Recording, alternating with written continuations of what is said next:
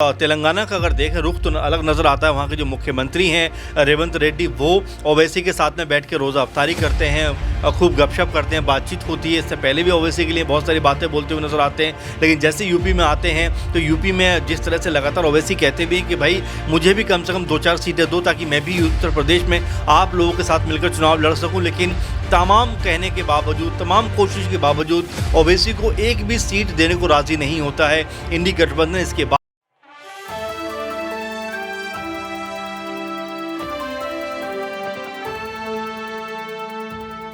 कमज़ोर होते हैं वो लोग जो अपनी किस्मत का रोना रोते हैं, उगने वाले तो पत्थर का सीना चीर कर भी उग जाते हैं। ये शब्द, ये लाइन चंद्रशेखर आज़ाद के हैं। आज़ाद जिन्होंने नगीना सीट से लोकसभा चुनाव लड़ने की उम्मीद तो जताई थी, लेकिन अखिलेश यादव के एक फैसले ने आज़ाद के सपने को तोड़ कर रख दिया। नमस्कार, मैं सिराज आपके साथ, आप देख रहे हैं नेक्स्ट 9 पॉलिटिकल बाइट।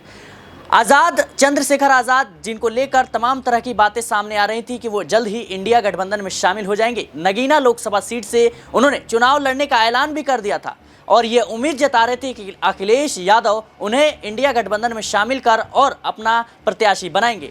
लेकिन एक झटके में मनोज कुमार को प्रत्याशी बनाकर चंद्रशेखर आज़ाद के सपने को तोड़ दिया अखिलेश यादव ने। यूपी की सियासत इतनी आसान नहीं है। कहते हैं कि अगर आपको दिल्ली पे राज करना है तो यूपी के रास्ते से गुजरना होगा, और आज़ाद और अखिलेश यादव का जो कॉम्बिनेशन है, इससे साफ जाहिर होता है कि कहीं ना कहीं अब यूपी की सियासत आसान नहीं होने वाली है। मेरे साथ इस मुद्दे पर बात करने के लिए हमारे साथ हमारे सहयोगी अमन सर मौजूद हैं। सर, जिस तरीके से आज़ाद ने ये लाइनें कही, कहीं ना कहीं अब इससे ये समझा जाए कि आने वाले समय में कुछ खास सीटें हैं और 12 से 17 उन पर जो है कहीं ना कहीं चंद्रशेखर आज़ाद चुनाव लड़ सकते हैं। देखिए, मुझे बिल्कुल वसीम बरेलवी जी का शेर याद आता है कि उसूलों पे जो गर आँच आए तो टकराना ज़रूरी है, कि अगर जो ज़िंदा हो तो फिर ज़िंदा नज़र आना ज़रूरी है। हम देख रहे हैं लगातार आज़ाद ये मिन्नतें करते रहे हैं कि भाई मुझे गठबंधन में आप शामिल कीजिए, मैं भी आगे बढ़ना चाहता हूँ और एक तरीके से बीजेपी की जो कह सकते हैं विचारधारा उसके खिलाफ लड़ना चाहता हूँ। लेकिन देखिए, आखिर में वही होता है जो बड़ी पार्टियों ने सोच रखा होता है, क्योंकि छोटे दलों को ये लोग आगे नहीं बढ़ाना चाहते। इसकी मिसाल एक बार फिर आज़ाद के रूप में देखने को मिली, जो एकमात्र सीट, यानी कि अगर गठबंधन में देखा जाए तो खबर थी कि उनको जो है नगीना की सीट दी गई, और अब नगीना की सीट भी उनसे जो एकमात्र सीट उनको दी गई वो भी छीन ली गई, क्योंकि कल सपा ने मनोज कुमार के रूप में अपना प्रत्याशी वहाँ से अनाउंस कर दिया, उतार दिया। इसके बाद लगातार अब ये कहा जाने लगा कि आखिर ऐसा क्या बिगड़ गया, क्या ऐसा ख़राब हो गया कि रातों रात सपा ने इतना बड़ा फैसला कर लिया। क्योंकि कल कांशीराम जयंती थी और उस मौके पर नगीना में एक बड़ी जन रैली को संबोधित किया आज़ाद ने, तमाम तरह से अपने विचारों को रखा, तमाम तरह से अपनी बातों को रखा। लेकिन शाम होते होते जब लिस्ट आती है तो पता चलता है सपा के 6-7 जो नामों की लिस्ट सामने आई कि उसमें उन्होंने आज़ाद के नाम को काट दिया, यानी कि अपना जो गठबंधन था उसको एक तरीके से ख़त्म करने का फैसला किया। वहीं भदोही से टीएमसी के उम्मीदवार के लिए सीट छोड़ी, लेकिन नगीना से उन्होंने प्रत्याशी उतार दिया। तो यहाँ पर अब आज़ाद के सामने सबसे बड़ा प्रश्न सवाल यही है कि क्या आने वाले दिनों के लिहाज से वो अब इन पार्टियों से टकराते हुए नजर आएंगे, क्योंकि कुछ दिनों पहले ही उन्होंने कहा था कि अगर अखिलेश यादव की चलती तो मैं पॉलिटिक्स में भी नहीं आ पाता, यानी कि अगर उनकी जो है दबदबा कायम रहता तो हमारे जैसे लोगों को तो वो कभी राजनीति में आने भी नहीं देते। इस तरह की बातें वो कहते हुए एक बड़ा सवाल ये है कि अखिलेश यादव पीडीए का नारा देते हैं, पिछड़ा दलित अल्पसंख्यक, लेकिन अल्पसंख्यक समाज से जो है कहीं ना कहीं मुस्लिम जो समुदाय है ओवैसी लगातार इंडिया गठबंधन में आने की बात कर रहे हैं, और कहीं ना कहीं चंद्रशेखर आज़ाद भी आना चाहते थे, जो दलितों का वोट बैंक कहीं ना कहीं उनके पास है। तो बिना दलित चेहरे के, बिना अल्पसंख्यक चेहरे के, बिना मुस्लिम चेहरे के आप मुस्लिमों के वोट बैंक कैसे बटोर सकते हैं, मुस्लिमों के हिमायती कैसे हो सकते हैं, या दलित चेहरे के? देखिए, जाहिर सी बात है। और तेलंगाना का अगर देखें रुख तो अलग नज़र आता है। वहाँ के जो मुख्यमंत्री हैं रेवंत रेड्डी, वो ओवैसी के साथ में बैठ के रोज़ा अफ्तारी करते हैं, खूब गपशप करते हैं, बातचीत होती है। इससे पहले भी ओवैसी के लिए बहुत सारी बातें बोलते हुए नजर आते हैं। लेकिन जैसे यूपी में आते हैं तो यूपी में जिस तरह से लगातार ओवैसी कहते भी हैं कि भाई मुझे भी कम से कम 2-4 सीटें दो ताकि मैं भी उत्तर प्रदेश में आप लोगों के साथ मिलकर चुनाव लड़ सकूं। लेकिन तमाम कहने के बावजूद, तमाम कोशिश के बावजूद ओवैसी को एक भी सीट देने को राज़ी नहीं होता है इंडी गठबंधन। इसके बाद वो फैसला करते हैं कम से कम 6 से 7 सीटों पर वो अपने प्रत्याशी उतारेंगे उत्तर प्रदेश में। भले ही उनको जीत ना मिले, लेकिन कम से कम वो ये कहना चाह रहे थे कि लगातार जो इंडी गठबंधन ये कहता रहा है कि मैं बीजेपी की बी टीम बन के मेरे पर कहते जो आरोप लगते रहे, तो वो इन सब बातों से दूर हटना चाहते थे और कहते थे कि भाई मैं तो आपके साथ हूँ, लेकिन आपने जब मुझे नहीं अपनाया तो मजबूरन मुझे कई जो सीटें उनके ऊपर अपने प्रत्याशी उतारने पड़े। तो यहाँ पर जो इंडी गठबंधन है उनको समझना चाहिए, चाहे ओवैसी हो चाहे आज़ाद हो, ये लोग लगातार आपके साथ चलना चाहते हैं और जो चलना चाहते हैं उनको आप लेकर चलना नहीं चाहते। लेकिन जो लोग आपसे दूर भागते हैं उनको आप मनाने के लिए कह सकते हैं कि पहले से अनाउंस कर देते हैं कि भाई 7 सीटें हम उनको देंगे, लेकिन 7 सीटों के बावजूद भी वो 2 सीटें लेने के लिए बीजेपी में पहुंच जाते हैं। जयंत चौधरी, उनके खिलाफ आप कुछ नहीं कहते। तो लगातार यही कहा जा रहा है कि जो थोड़ी पार्टी कमज़ोर है, क्या उसके ऊपर इस तरह का दबाव बनाया जाना समाजवादी पार्टी की तरफ से क्या उचित है, ज़रूरी है? अगर नगीना से आज़ाद चुनाव लड़ने का फैसला कर चुके थे तो क्या एक सीट उनके लिए नहीं छोड़ी जा सकती थी? अब ये सवाल मेरे ख्याल से उत्तर प्रदेश की राजनीति में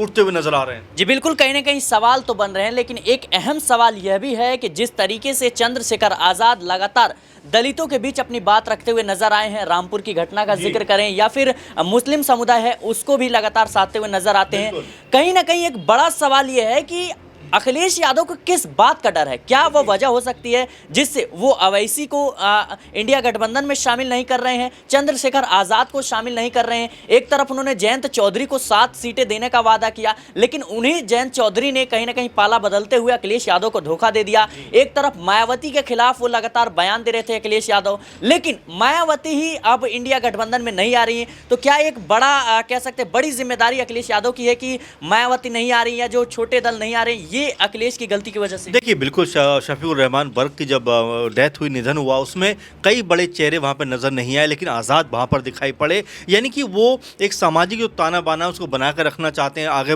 उसको बढ़ाना चाहते हैं। यही वजह है कि आज़ाद जो है एक मिली जुली जो कह सकते हैं विरासत है हमारी संस्कृति, उसको लेकर आगे बढ़ना चाहते हैं। और यही बात है कि उनकी जो लोकप्रियता है, उनका जो कह सकते हैं कि जो युवाओं के अंदर क्रेज़ है वो लगातार बढ़ता चला जा रहा है। लेकिन वही मायावती की बात करें या अखिलेश यादव की बात करें, देखिए आपको सब कुछ विरासत में मिला, ऐसा नहीं कि आपने इसके लिए कुछ अलग से एफर्ट किया है। मायावती की बात करें तो आपको कांशीराम ने पार्टी बनाकर दी, अखिलेश यादव की बात करें तो मुलायम सिंह यादव जो बड़े नेता रहे सपा के, उन्होंने पार्टी बनाकर आपको दी। तो ऐसे में आज़ाद जैसे लोग जो संघर्ष करके आगे बढ़ते हैं, उनके संघर्ष को सलाम किया जाना चाहिए। और अगर वो आपके साथ आना चाहते हैं तो जाहिर बात है कि एक सीट तो उनके लिए छोड़ी जा सकती है। आपने देखा कि 2019 के चुनाव में सपा ने तमाम कोशिश कर ली, लेकिन उसके बावजूद भी उनके हिस्से में सिर्फ 5 सीटें आई। तो ऐसे में अगर वो आज़ाद को सीट देते तो शायद आज़ाद आने वाले दिनों में सपा के लिए जो है एक बड़ा कह सकते हैं कि मास्टर स्ट्रोक साबित हो सकते थे। लेकिन एक बड़ा सवाल यह है कि जिस तरीके से अखिलेश यादव जो छोटे दल हैं उनको उत्तर प्रदेश की राजनीति में एंट्री करने का मौका नहीं दे रहे हैं, क्या अखिलेश यादव को इस बात का डर है कि कहीं ना कहीं इस सीटों के जरिए चंद्रशेखर आज़ाद या AIM जो है अपने वोट बैंक में कह सकते हैं एक विस्तार कर पाए आने वाले चुनाव में, जो है आने वाले समय में ये सपा के लिए खुद चुनौती बन सकती है? देखिए बिल्कुल, और किसी की भी अगर कार्य करने की क्षमता है तो उसको कोई अंकुश नहीं लगा सकता। अगर कोई वाकई लोगों के बीच में लोकप्रिय हो रहा है तो उसकी लोकप्रियता को आप कम नहीं कर सकते। आज़ाद लगातार राजस्थान के अंदर हम देखें तो मायावती से भी ज़्यादा उनको वोट मिले हैं। तो ऐसे में उनको आप ये नहीं कह सकते कि आज उनकी पार्टी बहुत छोटी है, बहुत उनके पास वोट बैंक नहीं है। लेकिन देखिए आज अगर बहुत ज़्यादा वोट बैंक नहीं है तो इसको बड़ा बनने में कोई बहुत समय नहीं लगेगा। हमने देखा कि एक समय आम आदमी पार्टी दिल्ली में कांग्रेस के साथ मिलकर सरकार बनाती है, लेकिन उसके बाद दोनों ही टर्म में वो अपने बूते सरकार बनाते हुए नजर आते हैं। तो जनता का रुझान कब किसी तरफ हो जाए नहीं कह सकते। ऐसे में जो एक सिंपैथी के तौर पर दलित वोट बैंक को कह सकते हैं कि साधने के लिए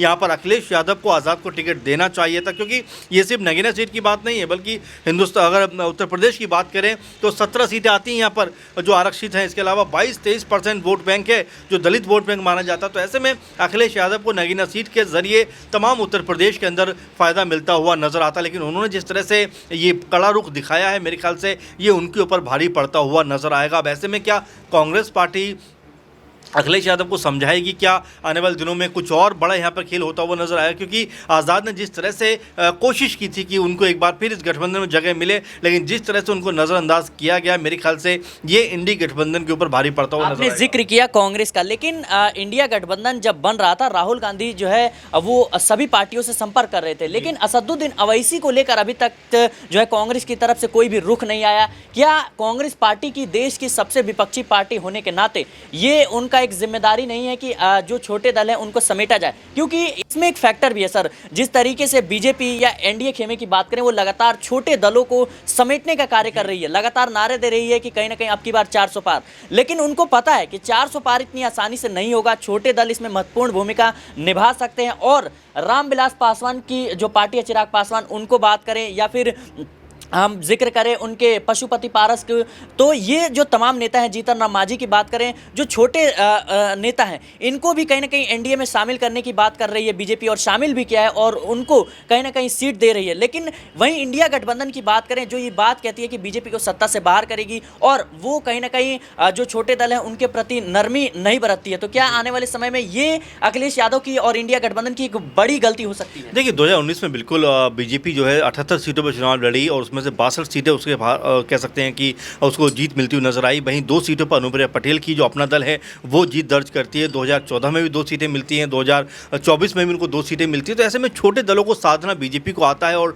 उत्तर प्रदेश में 2024 में तो ओपी राजभर भी नजर आते हैं, इसके अलावा जयंत चौधरी भी नजर आते हैं। तो यहाँ पर जो छोटे छोटे दल हैं उनको भी बीजेपी अपने साथ लेकर आगे बढ़ती हुई नजर आ रही है। और यही बात कहीं ना कहीं जो इंडिया गठबंधन के लोग हैं उनको सीखना चाहिए, क्योंकि चाहे चिराग पासवान हो या जयंत चौधरी हो, जो भी इक्का दुक्का सीटों वाले लोग हैं, अगर उनको आप साध पाए तो जाहिर मान के चलिए कि आपको लाभ उस सीट पर नहीं मिलता, बल्कि उसके अलावा जितनी भी सूबे की सीटें होती हैं उन सब के ऊपर उसका लाभ मिलता है। इसी ने तो 17 सीटों पे चुनाव लड़ने का ऐलान भी कर दिया है, उसमें बिहार के भी कुछ सीटें हैं, वहाँ पे उत्तर प्रदेश में भी, और वो सीटें हैं जहाँ पे कहीं ना कहीं मुस्लिम वोट बैंक है और जो सपा का गढ़ माना जाता है। देखिए, बिहार में तो ओवैसी पहले ही लड़ते चले आ रहे हैं, ऐसा नहीं कि पहली बार चुनाव में जा रहे हैं, उससे पहले भी उनके 5 विधायक थे पिछली बार, तो ये कोई नई बात नहीं कि ओवैसी जा रहे हैं। लेकिन महत्वपूर्ण बात ये थी कि अगर ओवैसी साथ आते तो जाहिर बात है कि उनका वोट बैंक साथ में मिलता और यहाँ पर जो जीत की उम्मीद है उसमें और ज़्यादा कह सकते हैं प्रबलता आती हुई नजर आती। लेकिन यहाँ पर जिस तरह से ओवैसी को नज़रअंदाज किया गया है, आज़ाद को नज़रअंदाज किया गया है,